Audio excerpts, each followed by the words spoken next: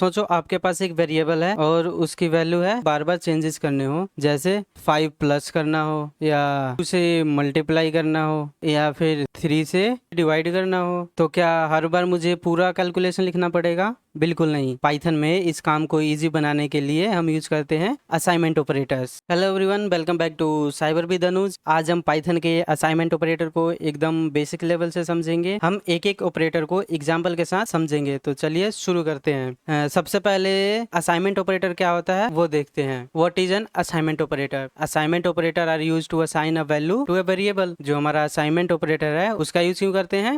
Value को variable में assign करने के लिए। जैसे कि चलो समझते हैं, हमारा addition, subtraction, multiplication, division assignment operator है और इनका यूज हम करते हैं कैलकुलेशन करने के लिए, और साथ ही हम वैल्यू असाइन करने के लिए भी असाइनमेंट ऑपरेटर का यूज करते हैं। हमने असाइनमेंट ऑपरेटर का यूज और असाइनमेंट ऑपरेटर क्या होते हैं वो देख लिया। हमने भी देखा कि हमारा असाइनमेंट ऑपरेटर क्या होता है। सबसे पहला और सबसे बेसिक ऑपरेटर है इक्वल टू का यूज हम क्यों करेंगे? जैसे ना एक नाम से वेरिएबल है और इसमें हमें वैल्यू असाइन करनी है 20, तो हम इक्वल टू का यूज करेंगे। अगर हमारा वेरिएबल तो हमारे किसी भी नाम से हो सकता है, जैसा अभी हमारे एक बी नाम से वेरिएबल है, इसमें हमें 30 वैल्यू असाइन करनी है तो इक्वल टू का यूज करेंगे। इस स्टेटमेंट का मतलब है जो 30 है बी को 30 असाइन करो। अब जब हम एक्स को प्रिंट करेंगे तो आउटपुट मिलेगा 20, क्योंकि हमने एक्स को 20 असाइन किया है। मान लो हमने यहाँ पे क्या लिखा, एक्स इज इक्वल टू 20। हमने एक्स को 20 असाइन कर दिया। अब अगर हम प्रिंट करेंगे प्रिंट एक्स, तो हमें जो आउटपुट मिलेगा वो क्या 20 आएगा। 20 आ गया हमारा आउटपुट। सिंपल है राइट। अब इसको हम कर देते हैं कमेंट। तो हमने इक्वल टू ऑपरेटर का यूज देख लिया। अब हम देखते हैं एडिशन इक्वल टू ऑपरेटर। तो एडिशन असाइनमेंट ऑपरेटर क्या करता है? It adds a value to the variable and update it. मतलब कि जो हमारा एडिशन इक्वल टू ऑपरेटर है वो ऐड भी करेगा और साथ जो न्यू वैल्यू मिलेगी हमें उसी वेरिएबल में अपडेट होके सेव भी हो जाएगा। अब जैसे मान ये मेरे पास x इज इक्वल टू अभी 20 है। अब अगर मुझे x की वैल्यू में 5 ऐड करना हो तो नॉर्मल हम कैसे लिखते हैं?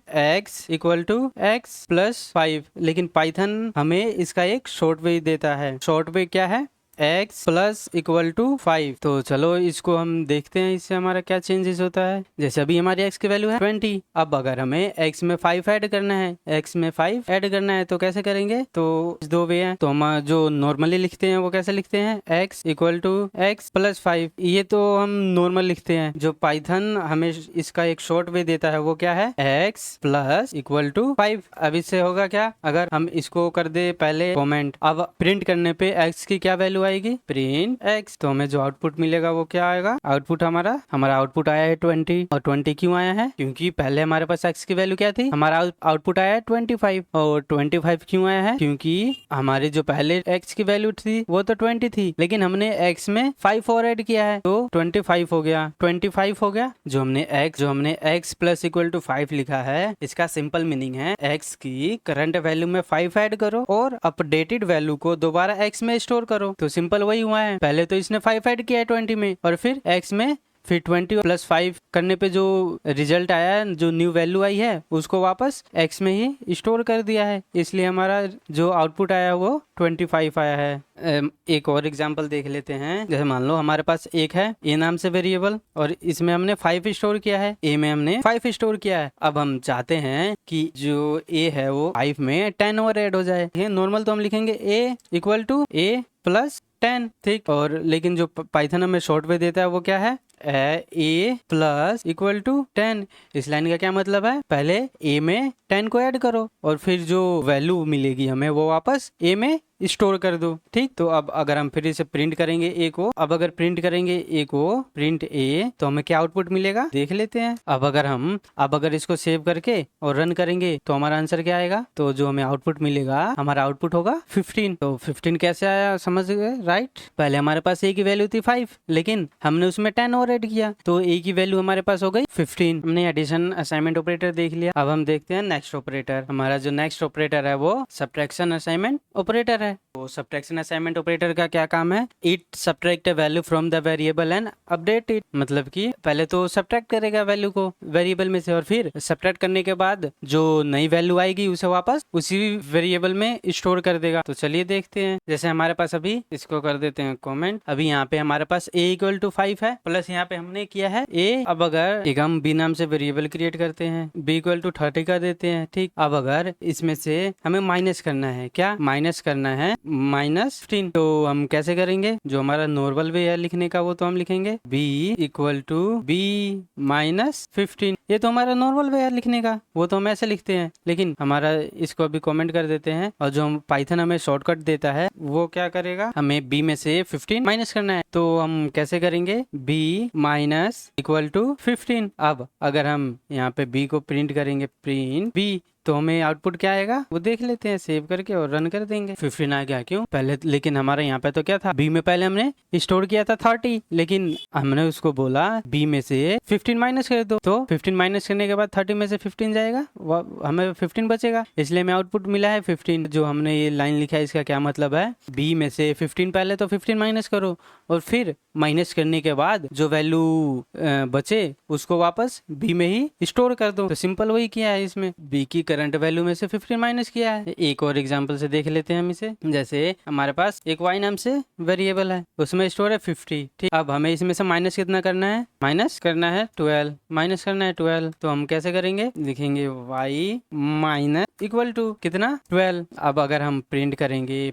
प्रिंट y, तो हमारा आंसर क्या आ जाएगा, इसको सेव करके और रन कर देते हैं। तो हमारा आउटपुट जो आया है वो 38 आया है। तो इस लाइन का मतलब क्या है, y की करंट वैल्यू में से 12 माइनस करो और फिर जो रिजल्ट आए उसे वापस y में ही स्टोर कर दो। तो यहाँ पे ये हुआ है, पहले y की वैल्यू थी 15, पहले जो थी y की वैल्यू वो 50 थी, लेकिन हमने उसमें से 12 माइनस कर दिया और बोला उसको कि पहले तो उसमें से 12 माइनस कर दो और फिर जो रिजल्ट है वापस y में ही स्टोर कर दो। तो 50 में से 12 माइनस करने पे 38 बचा है, और वापस जो 38 है वो वापस y में ही स्टोर हो गया है। हमने सब्ट्रैक्शन असाइनमेंट ऑपरेटर देख लिया। अब जो नेक्स्ट ऑपरेटर है वो है multiplication assignment operator. Multiplication assignment operator, it multiply the variable bye a value and update it. Same वही काम है, अगर मुझे किसी वेरिएबल की वैल्यू को मल्टीप्लाई करना हो तो हम यूज करते हैं हैशट्रिक इक्वल टू, जिसे हम मल्टीप्लिकेशन असाइनमेंट ऑपरेटर कहते हैं। जैसे मान लो x नाम से हमारे पास एक वेरिएबल है और उसमें हमने 10 स्टोर किया हुआ है। अब अगर मुझे इसको मल्टीप्लाई करना है 2 से, तो हम कैसे करेंगे, x हैशट्रिक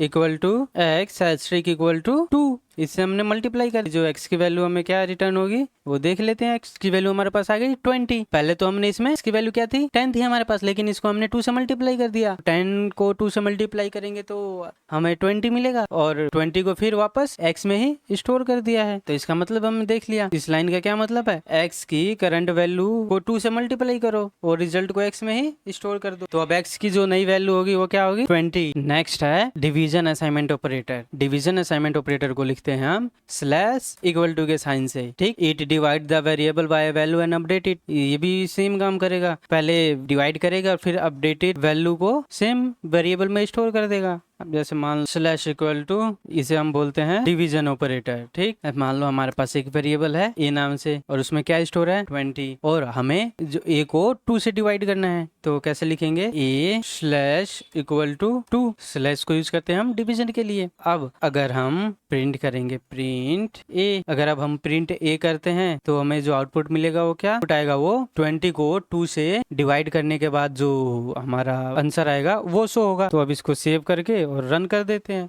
10 आ गया। तो हमने इस लाइन का सिंपल मतलब है, a की जो करंट वैल्यू है उसे 2 से डिवाइड कर दो पहले तो, ठीक। जो रिजल्ट है उसे वापस a में स्टोर कर दो। नेक्स्ट ऑपरेटर है floor division assignment operator. Floor division assignment operator, floor division assignment operator. मान लो हमारे पास एक वेरिएबल है x जिसकी वैल्यू है 10, ठीक। अब अगर हम फ्लोर डिवीजन करेंगे 3 से, तो हमें x को फ्लोर डिवीजन 3 से करते हैं तो हमें जो आंसर मिलेगा वो डेसिमल में नहीं मिलेगा। जैसे कि अब अगर हम प्रिंट करेंगे प्रिंट x, तो आउटपुट क्या होगा देख लेते हैं, सेव करके और रन करेंगे। हमारा आंसर आया है 3। तो इस लाइन का क्या मतलब है, जो इस लाइन का सिंपल मतलब है, x की करंट वैल्यू जो है उसे 3 से फ्लोर डिवीजन करो, डिवाइड करो और फिर जो रिजल्ट है उसे वापस x में स्टोर करो। लेकिन फ्लोर डिवीजन हमें वो नंबर रिजल्ट देता है यानी 3, तो हमारे जो x का वैल्यू है वो क्या हो जाएगा 3 आ गया है। तो अब x की वैल्यू हो जाएगी 3, पहले 10 थी लेकिन अब जो x की वैल्यू है वो क्या हो जाएगी 3। तो हमने फ्लोर डिवीजन असाइनमेंट ऑपरेटर भी देख लिया। जो हमारा नेक्स्ट ऑपरेटर है वो है